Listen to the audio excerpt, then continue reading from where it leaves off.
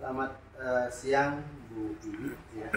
Maaf mengganggu waktu Bu Bibi untuk hari ini. Pada kesempatan kali ini yang ingin mengetahui bagaimana pendapat Bu Bibi terkait dengan pelaksanaan program sekolah penggerak dalam 3 tahun ini, dan juga terkait dengan implementasi kurikulum Merdeka yang merupakan roh dari kegiatan BSD Angkatan Pertama. Ini sudah tahu bahwa sekolah kita adalah pelaksana sekolah penggerak. Tanya yang pertama, yakni dalam 3 tahun ini yang yakin Bu Bibi memiliki pengalaman yang terunik, pengalaman yang menarik di dalam pelaksanaan program sekolah penggerak. Silakan Bu, bisa menanggapinya. Pengalaman yang menarik dari pelaksanaan sekolah penggerak ini sebelum merdeka. Yang pertama, dengan adanya sekolah penggerak, mungkin bukannya kita yang paling bisa ya Pak ya, tapi kebetulan karena mungkin kita yang pertama melaksanakan sekolah penggerak itu aja. Kemudian pada saat yang menarik pada saat pelatihan online pertama kali mengenal kurikulum, saya pikir bukan perubahan kurikulum, saya pikir hanya pelatihan dan dalam belajar.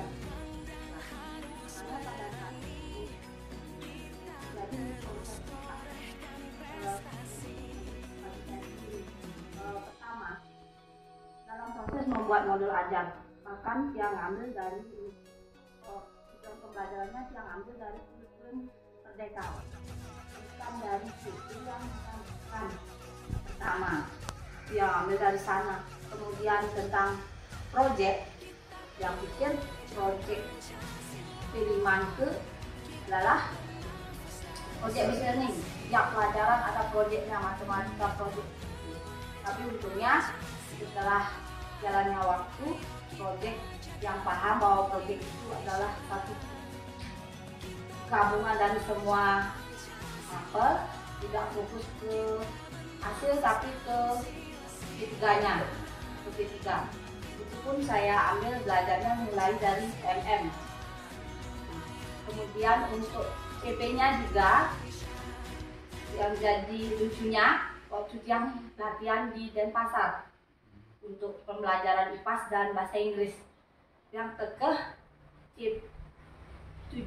CP diturunkan ke TP, TP itu setara dengan indikator. Jadinya waktu pelaksanaan PST yang pertama di tahun pertama, kurikulum Merdeka yang pertama, tujuan pembelajaran yang buat itu setara dengan indikator pada saat kurikulum Merdeka, sehingga asesmennya agak ribet jadinya Pak, dan dijadikan berulang-ulang asesmennya. Tapi untungnya waktu di pelatihan di Denpasar bahwa TP atau tujuan pembelajaran itu setara dengan KD, Wak. Kalau diibaratkan dengan kurikulum 13. Dari sini yang tahu bahwa kesalahan yang kita buat itu bisa membuat kita belajar dan terus belajar. Makanya di tahun yang kedua baru dia mulai mengubah TP tersebut sesuai setara dengan KD. Berarti intinya ini selama di awal tahun ini galau ya. Galau karena merupakan informasi baru. Kemudian yang kedua karena mungkin kita pelaksana sekolah penggerak, perangkat dari pusat itu nampaknya masih terbatas ya, sama nutrisi. Kemudian pandemi juga karena online waktu itu kan kita nyetor tugasnya itu tidak ada timbal baliknya, apakah tugas yang kita buat itu benar atau salah. beda dengan latihan daring gitu loh, Iya. kan pasti ada timbal baliknya langsung. Ya, jadi itulah pengalaman Bu Ugi gitu ya. Jadi memang ini pengalaman kita bersama gitu ya. Masa COVID dengan pelaksanaan program sekolah di awal pertama gitu ya. Ada banyak kendala yang kita hadapi. Namun sampai saat ini nampaknya tidak kendalanya tidak terlalu signifikan itu gitu ya.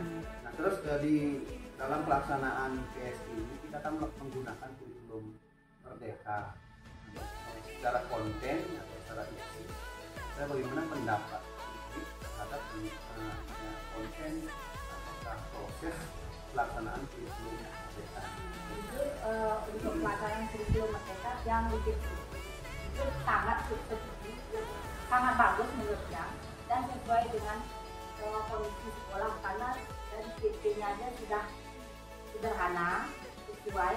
Sekarang tergantung dari kemampuan peserta didik karena tiap sekolah kan berbeda dengan K13 sudah dipatok kita harus mengajarkan A, sedangkan kemampuan anak didik kita kan belum tentu satu se-Indonesia A gitu, beda tiap daerah. Bandingkan sekolah kita masuk daerah pedesaan mengikuti siswa-siswa yang ada di kota gitu yang sendiri ngos-ngosan jadinya kan. Tapi kalau sekarang karena CP-nya seperti ini, CP minimal yang harus target, jadinya proses pembelajaran terlihat lebih maksimal Pak, karena CP-nya sedikit, kemudian lebih sederhana, penanaman ke siswanya jadinya lebih serius daripada K13 karena kita kejar target nggak gampang kan, harus selesai. Kemudian di pembelajaran dibandingkan dengan kurikulum sebelumnya, apa yang bisa diceritakan di pembelajaran? Nah, proses pembelajaran karena kita CP-nya sederhana, jadinya kita sebagai guru bisa mengembangkan bagaimana caranya membuat pembelajaran itu menyenangkan, santai, dan kita paham. Karena yang target yang kita targetkan itu sebenarnya sederhana, tidak muluk seperti kemarin yang membuat pembelajaran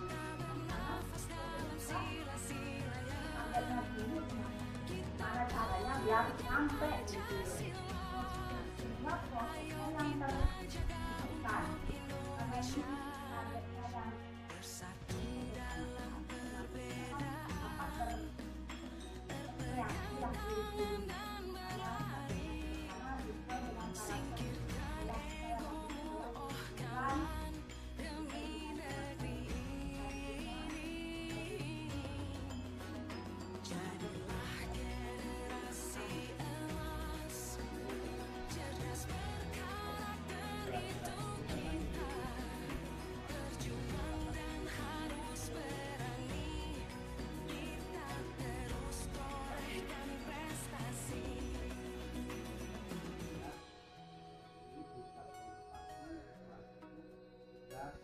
targetnya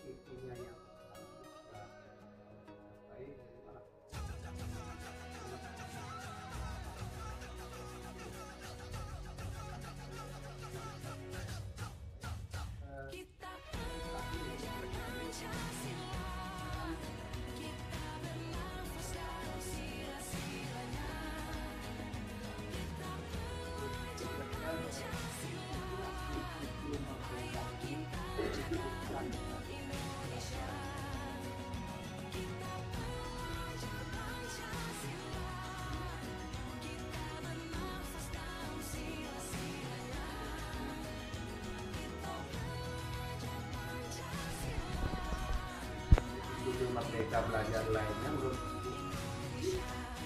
setujui kurikulum ini dilanjutkan sesuai dengan pengalaman itu? Kalau menurut Tiang, kurikulum ini dilanjutkan setuju karena satu mungkin untuk daerah pinggiran seperti kita sangat sesuai agar bisa kurikulum Merdeka ini dijadikan kurikulum nasional. Satu, guru lebih bisa bereksplorasi, lebih bisa berinovasi sesuai dengan karena PP yang target yang sederhana, otomatis prosesnya lebih maksimal dibandingkan dengan target yang terlalu tinggi, ujungnya prosesnya disampingkan. Kemudian untuk sekolah penggerak itu memang bagus. Istilahnya sekolah penggerak bagi kami mungkin perpanjangan tangan dari BEP ya. Ya, perpanjangan tangan. Nah, kalau kita menggunakan sekolah penggerak juga kan yang mengimbas sekolah penggerak kan mengimbas ke daerah sekolah terdekat tetangga, sehingga mereka tahu bagaimana kondisi sekolah tetangga kanan kiri. Beda dengan waktu sebelum ada 13 kan langsung yang dari pusat ke pendidikan mandiri, sedangkan mereka belum tahu kondisi di sekitar sekolah. Jadi untuk kurikulum merdeka memang cocok. Terima kasih Bu Bibi atas pendapatnya. Lagi-lagi mengucapkan terima kasih yang ini dengan Om